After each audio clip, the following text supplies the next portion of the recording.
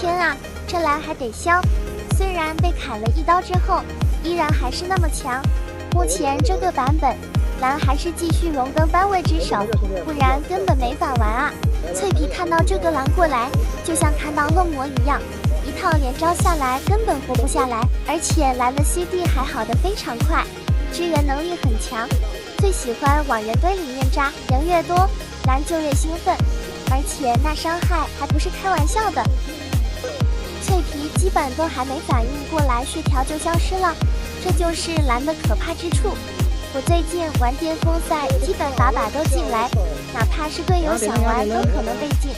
强烈呼吁天美还是不要开发这么变态的英雄吧，不然一放出来很多人都害怕。你们觉得我说的对吗？有兴趣讨论的朋友欢迎留言哦。